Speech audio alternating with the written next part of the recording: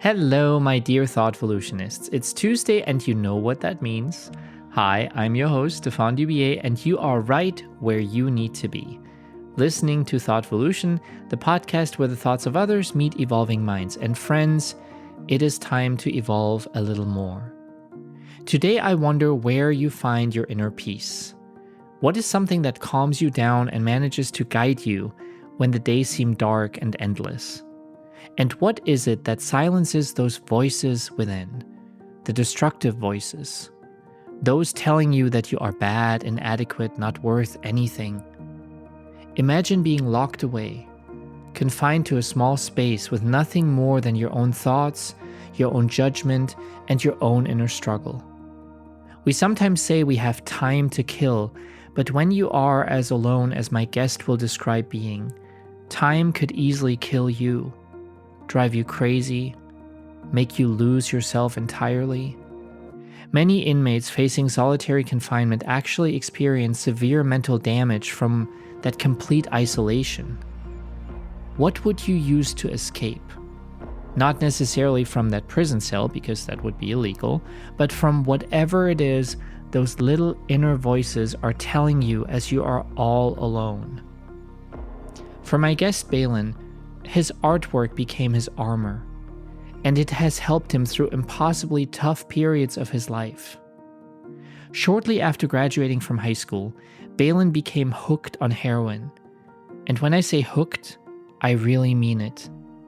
The hook of that drug pierced much more than just his skin. It pierced his self-worth, his relationships, his entire existence. He ended up overdosing 3 times before even reaching his 21st birthday. Drug use and crime sadly often go hand in hand.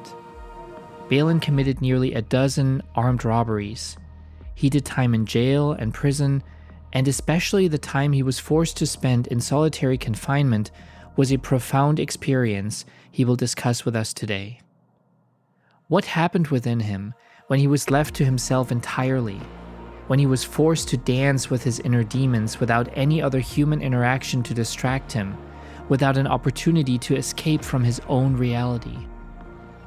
Baylen will tell us about his art illuminating the pathway out of that cell, out of his past, out of his own head, and about him becoming unstuck in what he had thought to be the life he was condemned to live. Instead of continuing to hurt others and himself, he chose to intentionally change his life and to use his talent as a lighthouse for his own future and as an inspiration for others. Friends, Baylen's story is one about redemption and self-forgiveness, but also about the power of finding your source of peace. For Baylen, that was art. For you, it may be volunteering, focusing on your family. It could be anything, really. So my goal today is for us to all find that peace within, whatever tool or aid it might take. I'm so grateful Baylen is here with us today, and I cannot wait for you all to hear his story. Trigger warning. This episode contains conversations about drug abuse, drug use, drug addiction, drug overdose, depression, mental illness, and armed robbery. If any of these subjects are a trigger to you, please prioritize your mental health and skip this episode. Baylen, I am so glad you are here. Prior to us taking a ride on the roller coaster your life happens to be, I would like for us to talk about the last few photos you took with your phone. That may seem a bit random, because it is, but can you tell us what they are and what you associate with them? So the last 3 pictures on my phone are from this morning, actually. I woke up, got ready, went out, and took the puppy, Obi. Took him out on a little hike, a new little hike in town, and just out in the little foothills outside of Los Alamos. Took some pictures with him, some of the views, and yeah, the views are nice, blue skies, it's gorgeous out, so yeah, I thought they came out nice. Now, I know you were just in Charlotte, North Carolina, not that far from here, visiting family. You have lived in several different places throughout your life. Where do you feel most at home nowadays, and why is that? So I feel most at home these days, just honestly wherever family is right now. Right now, I'm living in Los Alamos here in New Mexico. My mom and stepdad are here.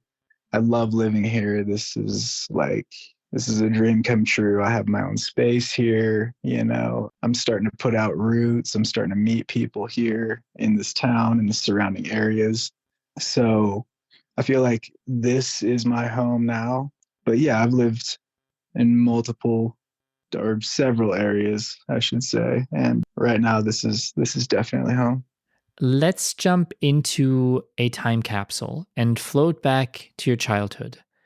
What was life like for you growing up? Life growing up for me was ideal. I had everything I could ever ask for. I had a great family. My parents were awesome. My sister was great. She's 5 years younger than me. We had a great household growing up on North Shore on the California side of Lake Tahoe. So growing up, we had everything we wanted. Our both my parents were teachers, so we weren't like wealthy, but you know we had everything we wanted at Christmas. We'd go and visit family. We'd travel. Summertime we'd travel. We'd go camping. We'd drive. All over California, all over the country. Really, we had a great home growing up. That's all I can think of. Do you perhaps have a favorite childhood memory, a favorite toy, something that when you think about your childhood, you kind of tend to fall back on? So one of my favorite childhood memories was just spending time with family, really, and just doing things together, just all over. I remember specifically summer times, just in the forest, in the mountains, going to the lake, even making trips down to the ocean. They were great. Just being together with everybody, in the car, going on those road trips, getting the tent out, starting a campfire somewhere.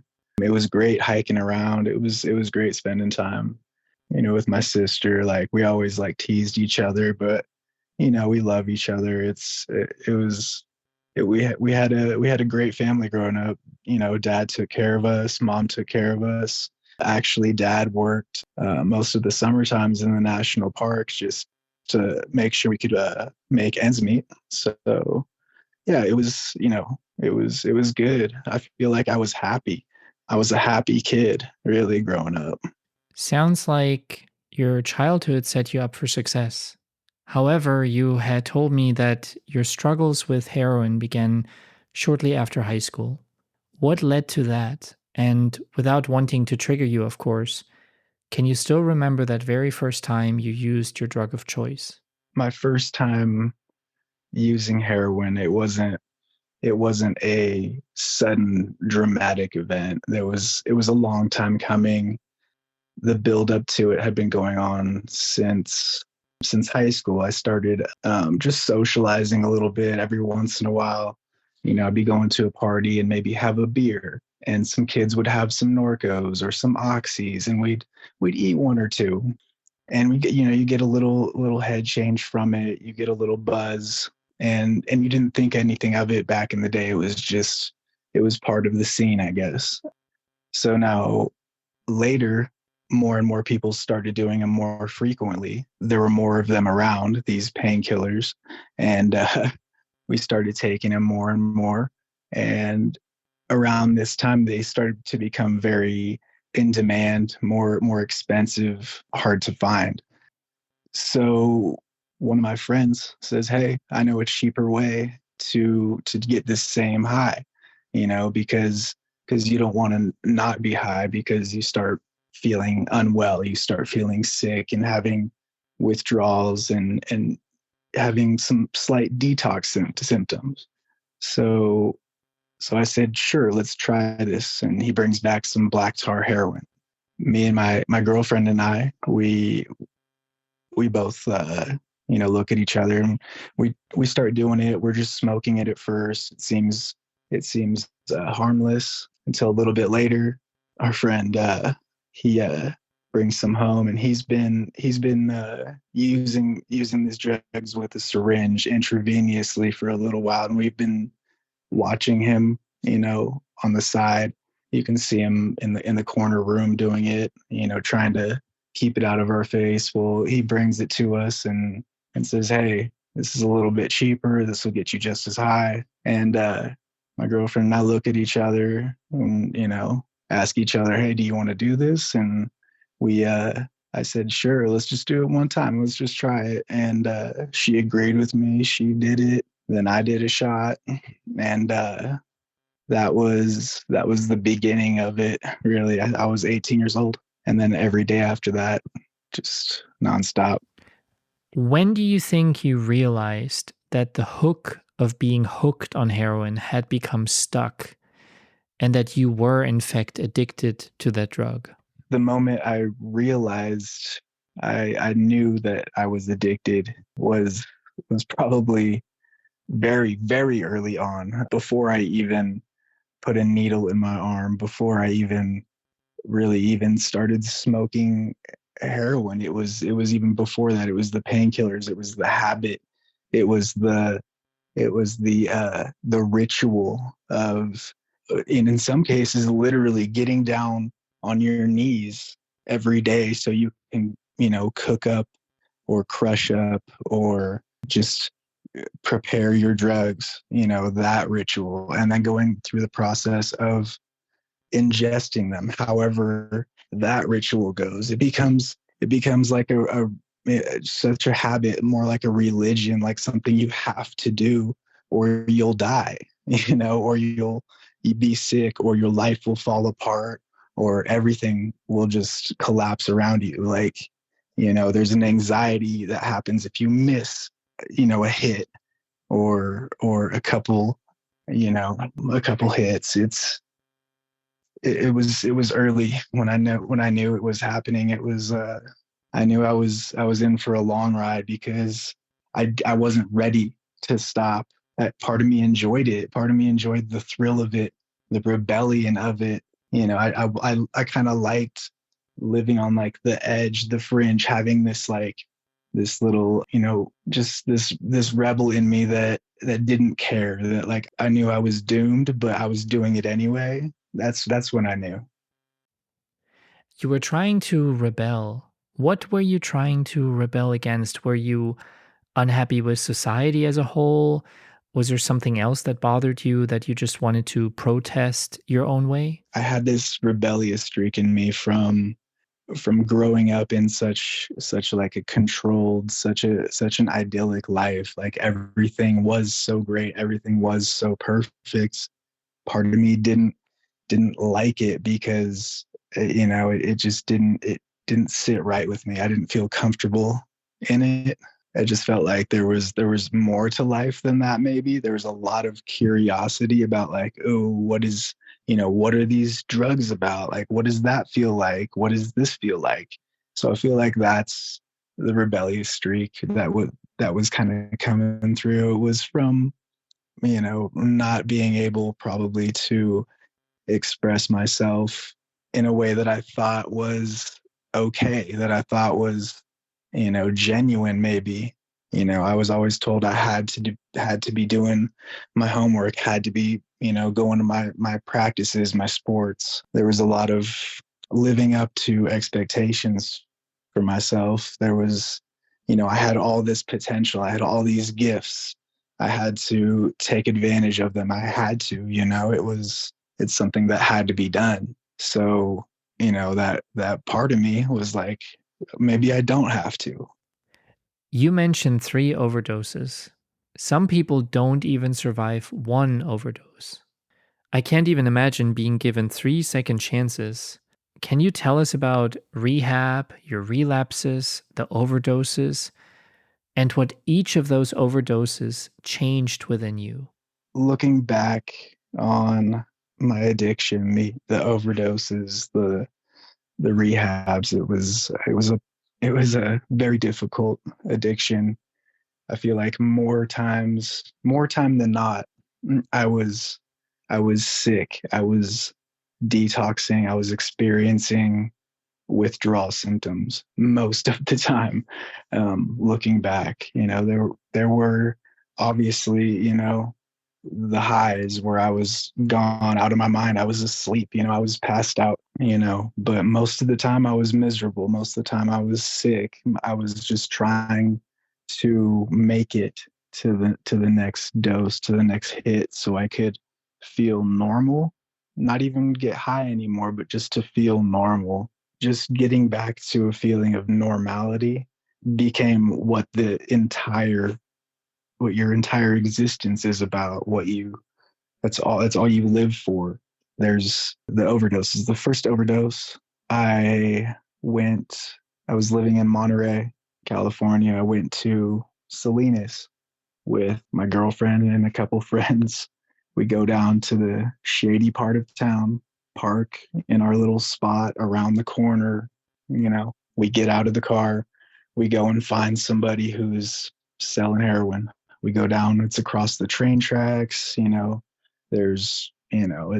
used to be bad in this part of town. I don't know if it is now, but we'd go there, we would get our dope, just enough, really, just enough to get high, not even enough to get us through for multiple days or weeks, because we didn't want to be doing this for a long time. We wanted this just to be the last time. So we would go and just get enough for a day, sometimes maybe two at the most. So, the goal always in mind is just to go and get enough to be well, just to be able to function, just to be able to go to work and earn my paycheck. I'm just trying to function like a normal person. And unfortunately, I have to go down, to this shady part of town and pick up my medicine, is what it feels like every day. So I go and pick it up for the last time, I think. And it's from this new person I've never seen before. So, in some of the literature, some of the harm reduction guides that they give to addicts, they say, make sure you test your new dope. And I always did that. Anytime I got a new batch, I would just do a tiny little amount just to see how strong it is, just because you don't know. It's just that fact. It's scary. It's a chance, you take. So you have to test it. So I prepared my heroin, cooked it up. I did my shot, and immediately I knew it was too strong. I could feel it just hit me way too fast. I turned to my girlfriend next to me, sitting beside me in the car. I say, I think I did too much.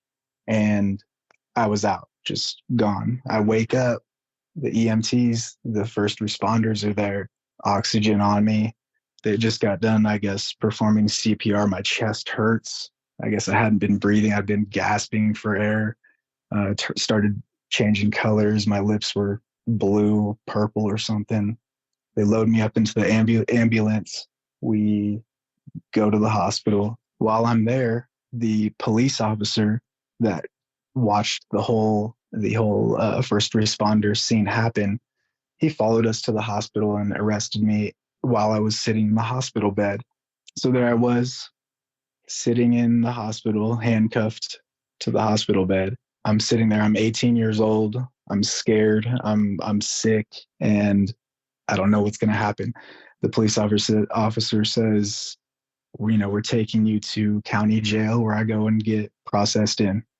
So the other incidents of overdoses, one of the times I had just, again, driven to Salinas to go and score my medicine for the day, just to get me well. And I couldn't even drive back home because I was so sick. I the sweating, the nausea, the pain in your bones, in your back, the chills. It was like a fever mixed with the flu, and it's miserable. So I couldn't function. I couldn't drive back, 30 minutes. So I had to pull over. Again, I had to test my heroin. I tried it out and immediately fell asleep. It must have been 4 or 5 hours later. I wake up and I'm gasping. There's, drool all over myself. I realized I hadn't been breathing for the last however many hours. It was rough. But then I had to get back home and get back to work. The final overdose was probably the worst. I was staying with my girlfriend at the time at her parents' house. I was staying in one of their guest bedrooms. I was feeling just kind of a little dangerous that day. I was feeling a little brave. So, I thought this time when I get high, I'm not just doing it to get well. I'm not just doing it to feel normal. This time I just wanted to see how high I could get without overdosing. This is the kind of thoughts that I had in my mind when I was sick, when I was in my addiction. So I pulled a big shot up, and it was more than I usually do. And I remember my girl saying to me, she said, I think that was too much. And I blacked out. That was the last thing I remember until I woke up. First responders, oxygen. I had Narcan. When you get hit with Narcan after an overdose, you immediately go into detox, into withdrawal. So it hurts. You're in pain. It's like a seizure. It's like an electric almost heat just going through and burning through your body. So it hurts coming back from an overdose. Being in that unconscious state, I remember, falling asleep. It was just like falling asleep. It was peaceful, And I don't say that to glorify it. I just mean, I had reached like a high that I hadn't reached before. And I felt like, when I was waking up, like, okay, that's enough for me. I'm done. I want to get out of this for real this time. This is it. I'm not going to survive another overdose. That was my third one. That was it. I don't want any more problems with this drug. That was too close. As I had said before, sadly, drug use and crime often go hand in hand. Can you tell us about your criminal past, the armed robberies, and what headspace you were in when you did what you did? My criminal past began, when I was 18, waking up from the overdoses and having to do jail time. From that point on, I was always on probation, always under supervision. I was having to go check in and see my parole officer, probation officer, having to drug test for them, having to attend rehabs or inpatient, outpatient counseling, this and that. You have to jump through a lot of hoops, paying fines. There's a lot you have to do. There was a long stretch where I gave it 110%. I would told myself, I'm going to do this. I'm going to get off of probation, put it behind me, get it off my record. And I wasn't finished with my addiction. You could say I was still in recovery. I relapsed.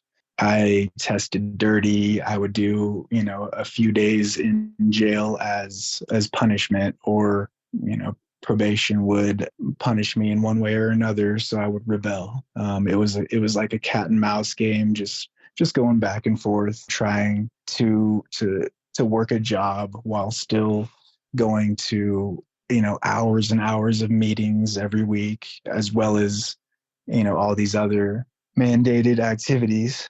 It gets tiring. I got tired. And then the relapses kept happening. I couldn't quit. I couldn't get clean for long enough. So, I kept having to extend my probation time. It kept being extended over and over, longer and longer. So there was no end in sight. I felt like when I was, 20, 21, 22, I was basically just trying to survive by just, not getting caught. I was just trying not to get arrested by my PO, trying not to get pulled over in any instance. Now, the first time I went to prison was in California. I was 20 years old, and my probation had been revoked so many times. The court system finally said enough is enough. We're going to send you to prison for 2 years. They let me out with, a half-time, good time. So I got out after a year. When I got out, I moved down to New Mexico briefly, and then moved up to Portland with the girl that I had met. we moved to Portland. I was working up there for a while. I was working at doing hardwood flooring, some construction. The entire time I was living there, I was doing heroin. I was on Suboxone, methadone. I was just doing all kinds of opiates. This girl and I had met through a mutual friend that was into drugs. So that was all that we had in common, really. We were using every day. It was heroin. It was a little bit of cocaine. We were shooting it up every day. It was getting really expensive. Eventually, I got fed up with my job doing hardwood floors, and I quit. I broke up with my girlfriend. We split up. At this point, I'm going through some pretty heavy withdrawals, some detoxes, pretty bad. I'm shaking, sweating, can't see, can't think. The pain is bad. I'm sitting there and I look across the street at a Shell gas station. I see the attendant go into the bathroom and I think, man, I can just run over here, open the register, grab the money. And that's exactly what I did. I ran across the street, ran in there, opened the register, and he came out of the bathroom. He looked at me. He said, "Hey, what are you doing?" I said, "Back the fuck up or I'm gonna shoot you." Because I was so sick. I was so lost in my addiction, so gone.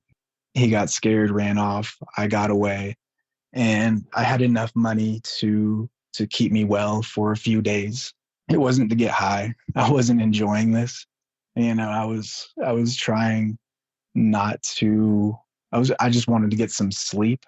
I hadn't slept in weeks. I just wanted to breathe like a normal person and relax and sit still and just be at peace finally. And I was that for a couple of days. Then I ran out of money again, and I thought that was too easy the first time.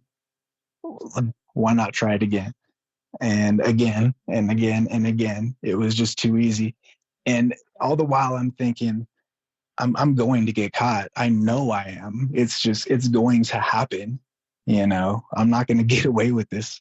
So, in my mind, I'm preparing myself for going to prison, going to jail. I'm thinking that's where I'm going to be. So why not just do another one? Why not do another robbery? Ends up being, I think, 11 of them. On one of the last ones, the cashier working at this gas station that I just robbed, he followed me maybe 2 blocks back to my car without me knowing. Saw my license plate, took a picture or something. That's how I got my information. And then a Crime Stoppers, anonymous tip said I was at this place at this time. And yeah, so July 3rd, 2012, I wake up pretty early. I think I just slept for like an hour, ran out of dope again. I'm sick. I'm miserable. I'm going through it. I call my dealer. I say, I'm on the way. I have to drive across Portland, across town. So I said, I'll be there in a little bit. On my way over there, I see an unmarked police sedan in front of me. And I think, okay, I got to drive careful. I'm on the run, probably looking for me. I couldn't go around the sedan. There was, the traffic was blocked on either side. And then I look behind me and there's an unmarked SWAT truck. And I'm like, okay, the light turns green. We start moving forward. I get pinned in. And that's when the canines come out, the SWAT team comes out, they told me to put my hands in the air, get out of the car, get on the ground. At that moment, I was thinking in my mind, I was thinking, I'm fast. I'm a fast guy. I might be able to outrun some of these guys, but there were way too many. I knew it was over. So I got out, laid down, and that's when they arrested me. I know your life has changed greatly since, and we will talk about prison and solitary confinement and the moment you decided to turn a brand new page in a little while. Have you since asked the people you hurt in your past for forgiveness? And have you truly and fully forgiven yourself yet? So looking at my past and all the destruction that came with it, I was there were many people that I came in contact with, that I had relationships with, that was friends with and got to know, and they're excellent people, so many people, and I hurt them, either by stealing from them, lying to them, or just anything that I may have done before. Like, since then, yes, I've reached out to many individuals and asked for forgiveness, and I have to make amends with them every day. It's a daily process for me. It's a routine I have to go through and check myself on, is forgiving myself for being just for making such poor decisions, that making decisions that I knew were bad, but did them anyway, making decisions that I didn't want to do, but I had to. I felt like, there's no excuses for anything, but it's hard forgiving yourself. I feel like that's probably the hardest. It's easy to go up and ask someone, I feel like, but there's a lot of people that I wish I could go back and say, from the bottom of my heart, I'm very, very sorry. Like, the things I did were inexcusable, and I apologize. Take us back with you to prison. What was life like for you, and who did you have to rely on while you were behind bars? You did time in California and Oregon. Were those experiences different? My time in prison was tough. There were some very, very difficult times. My first time in California was very brief. I ended up only doing a year. I knew a lot of the people I was in there with. It felt kind of, when I first walked in, it was terrifying. After a while, you start meeting people and talking about stuff, and you start actually having fun. I actually had fun in California prison, which sounds insane, but even the time in segregation down there, we were fishing, we were pulling a string underneath our doors so we could, like, smoke weed in there.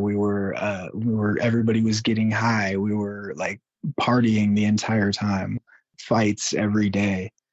So that part of it was scary. There was a couple riots in there where it was probably like 100 or so people, and we had weapons, all sorts of stuff. I got, you know hit my face a couple times. I was, lip busted open, and there were times when I, like, would black out from being hit so hard. So many times. I can't even remember, can't even keep count. But then after that, our homeboys, our friends, the guys that we were, that we had things in common with, we would help each other up and make fun of each other, and dust each other off afterward. It was like a coming of age, like almost like a process of growing up. So I didn't learn anything. I didn't learn a lesson in there. I didn't get anything out of that. I learned how to become a better criminal in California when I was younger. And in the prison down there, it wasn't good. They're not rehabilitating people in prison in California. You have very few opportunities to better yourself, to get into a program, and to get, like, a license or a certification. They do have those programs, but the prison population is just way too large to be able to rehabilitate with the amount of money that they're putting into programs right now. As far as building construction technology, HVAC, plumbing, electricians, these are all certifications that people should be getting all the time in there. But with the politics in there, with the fighting, with the general culture of not giving a fuck, of saying, like, oh, I'm in California prison now, I'm a gangster, I made it, I'm hard. It's ridiculous. It's backwards. It's disgusting. But and it's only getting worse, really. Now, fast forward to my time in Oregon. Now, I did a lot more time up there, so I got to know that system a little better. I was in only in 3 California prisons. I was in 4 Oregon prisons, so I can only speak to what happened in those places. So while I was in Oregon, things were much different. The things that were the same were the facilities, the officers, the administration. Those kind of things are generally the same. Okay, everything's controlled, everything's monitored. You're not getting away with anything. Everything is under a camera. And in Oregon, the politics up there are more laid back. And when I say politics, I mean the self-imposed guidelines for the inmates themselves. Okay, politics are different, so it's less about the California culture of like partying and fighting and committing more crime. In Oregon, it's a little more structured. It's a little more rehabilitative, actually. They have a few more programs. They have more opportunities for people to turn their life around if they apply themselves. One of the first things you do when you get there is go to your cell, you meet your cellie, you get into a work program. You can get into, usually it's the kitchen, the cafeteria, the dining room to start out, or you're an orderly, like a janitor on the unit. These are the beginning jobs that you get. And these jobs pay very little. I'm talking about like max is like $30 a month. Okay. And most of these guys don't have family or a support system. I was very, very fortunate to have my family who most of them were with me the entire time. They wrote me letters. I was able to call them on the phone anytime. I got visits every once in a while, come and see me. So I was very fortunate to have letters coming in. I had mail. These are things that you can't take for granted in there, because most people don't have a support system like that. So they resort to just hustling or committing minor crime in prison just to be able to make ends meet, to be able to feed themselves a little bit, clothe themselves with some decent shoes, some shirts. Oregon prison was okay. All prison is horrible. Let me just set that straight. Let me just set that in stone. It is horrible. It is devastating. I wouldn't wish it upon my worst enemy. It's a place no one wants to be. Oregon was just a little bit less so. You told me that the time alone in solitary confinement was a life-changing experience for you. Can you explain that to us? What did you learn, and how did you keep yourself from, quote unquote, going crazy? My time in solitary and confinement in prison was life-changing. I guess that's the one word we can put on it. I was in segregation multiple times in prison. I was in SEG 3 times for various assault charges. One of the times was over a discrepancy playing cards. Another one was because I was put into a cell with someone who had allegedly ratted or told on someone else, and he had to be taken care of, so to speak. So I had to assault him, or I would be assaulted, essentially. That's just like a daily thing, those situations come up all the time. It's normal, I'd say. That another time it was just another fight for just a disagreement over, or it wasn't disagreement, it was over disrespect. Someone, came up to me and, was angry about something, started calling me names like bitch and punk. And those are no words in prison. You don't say those words to somebody. You don't say those words to their face and not expect problems. So if you don't fight them for calling you a bitch or a punk, then you essentially get labeled a bitch or a punk in prison, and your time from then on would become absolutely miserable. You become a pariah, an outcast. Nobody would help you with anything, give you anything. Nobody would have your back if it came to a physical altercation. So you have to stand up for yourself. You have to have some self-respect, I guess they say. This is the mindset in there. When you get into a fight, immediately, I'm talking about less than 20, 15 seconds. The officers, the corrections officers are there on the scene. There's 3, 4, 5 of them immediately running in, screaming, stop, get down, stop fighting, screaming this. And if you don't stop, they start spraying you with pepper spray or whatever chemical they have. And they proceed to like wrestle you down and cuff you up, put you in handcuffs and escort you to segregation. When you get to segregation, you get stripped out. They, take off all your clothes, every single piece, turn around, do a 360, hands up in the air, bend over, squat, cough, show us your ass cheeks, all this. This happens every time you go to segregation, or anytime the COs want to do a search. This is what happens. You learn to be okay with being naked in front of grown men. It's insane. It's degrading. It's demoralizing. It's dehumanizing, I feel like. So once you change into your little segregation jumpsuit, you get that. You get your bedroll, just a sheet and a mattress, and you go to your single cell. Now it's probably an 8 by 10 or 12 foot cell. There's a concrete or metal bunk. Lay down your mattress on there, make your bed for the night, and settle in. For an assault, you're looking at 180 days. That's 6 months. You're doing 6 months in there, and all you get is your mattress. You get your mail, your letters. You get books. Aside from this, don't expect anything else. That's all you have coming your entire 6 months in there. So it was difficult.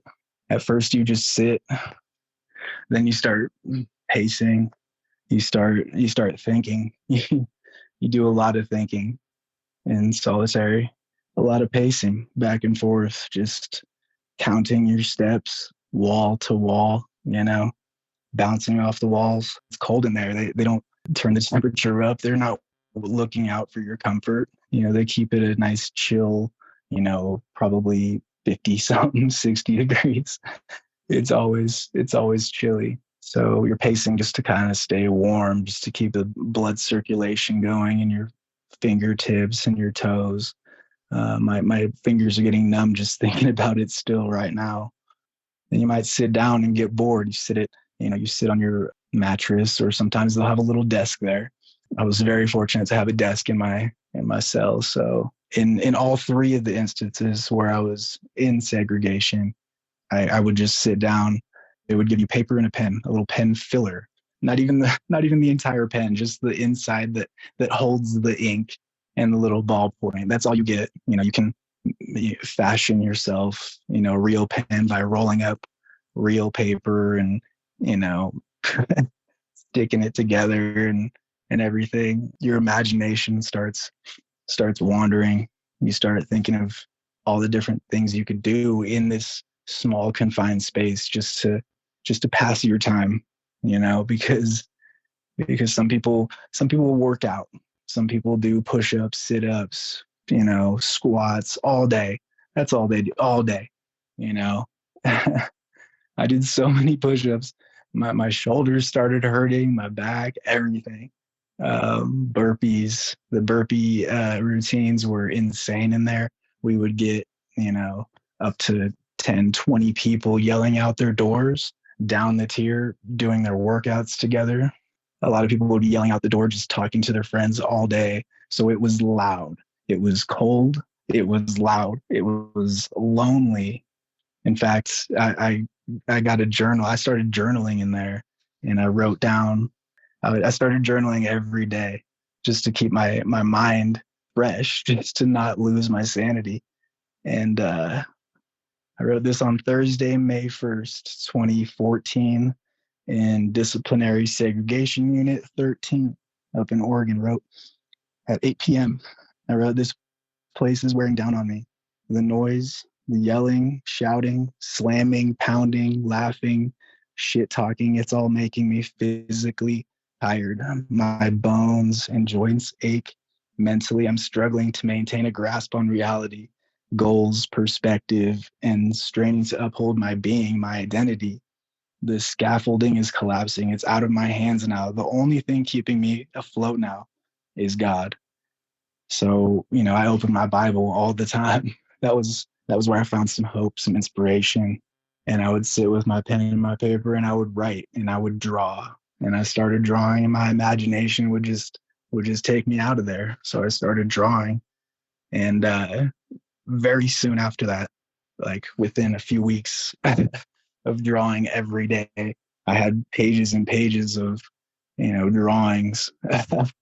And I said, this is what I'm going to do for the rest of my time to make it easier for myself. I'm going to work with my hands. I'm going to make something. I'm going to create. I'm not destroying anymore. I'm going to somehow give back. I'm going to turn this around. I'm going to use this time, this endless time, a year and a half in segregation is nothing but time. So I, you know, I picked up the pen and I started drawing. It was my escape. It was my therapy. It was my way to communicate with people. My family, I'd send them cards, birthday gifts, wedding gifts, all sorts of stuff, for friends, family. People in there started noticing. So they would request cards for their, wives on the streets so it just became a daily thing. And I just been doing it daily ever since. It's the only thing that kept me sane, I think, between the letters from family and my Bible and drawing. That's how I made it through there, I believe. I spoke earlier about inner peace and comfort. It may seem impossible for some of our listeners to even imagine that prison of all places could open one's eyes to that.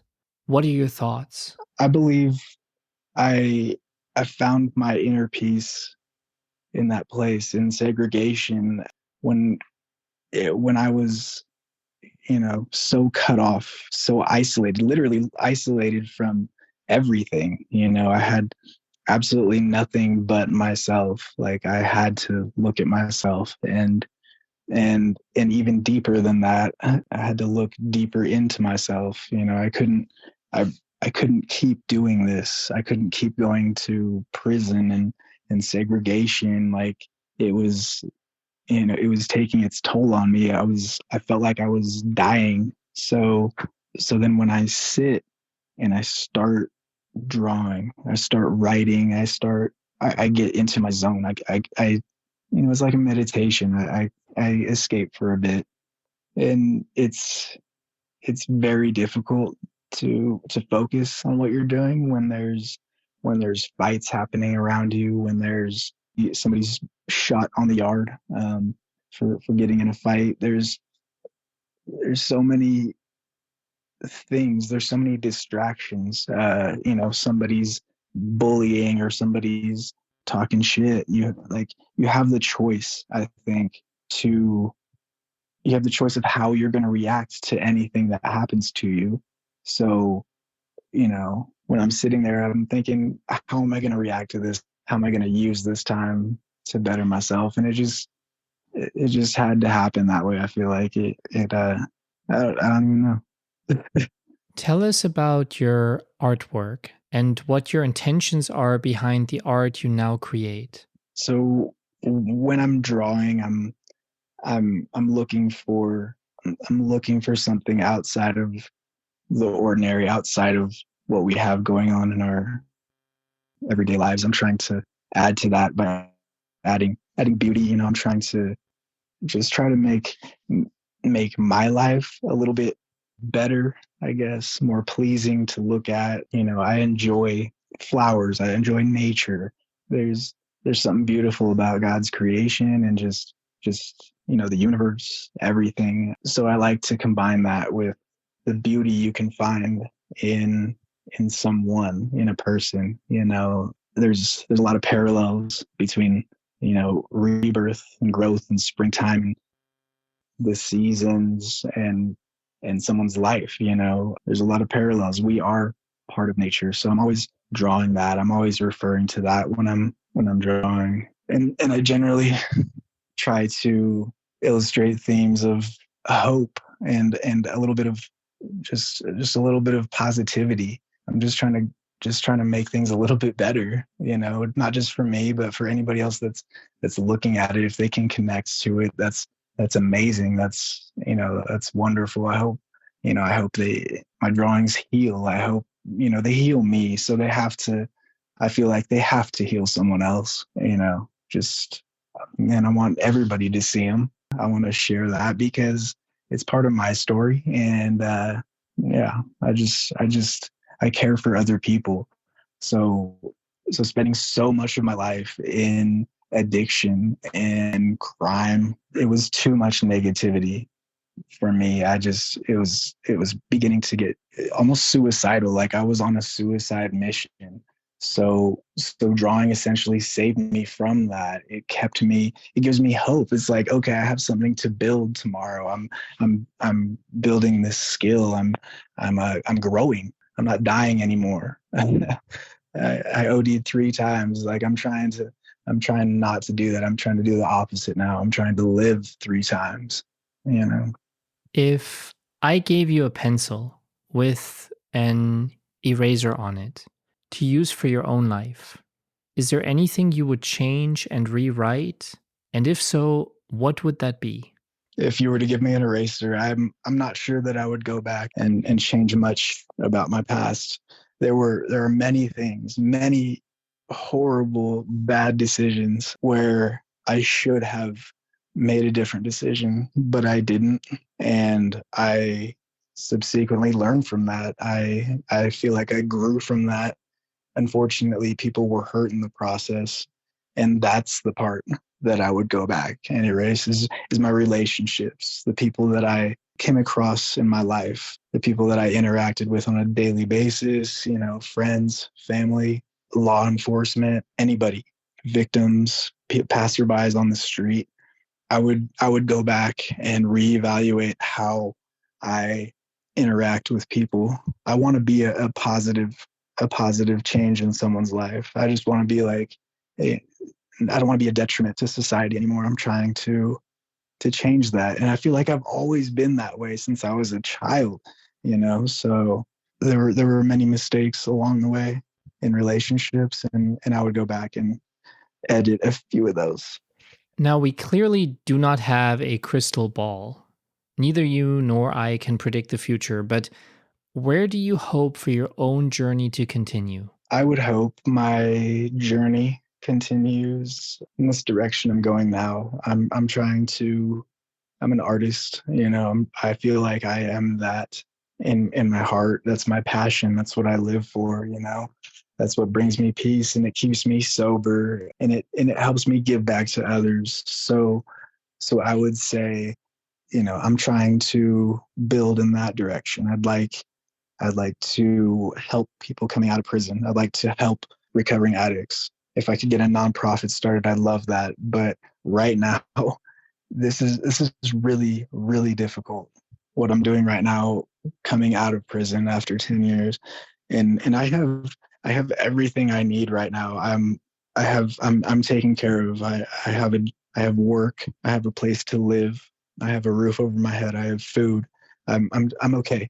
There's millions of people walking out of prison that don't have this, and if it's this difficult for me to re-assimilate back into society, if it's this difficult for me and I have all of this, I have all these tools, I can only imagine how difficult it is for the people that don't have these tools, and there's too many of them, and I'd like to change that.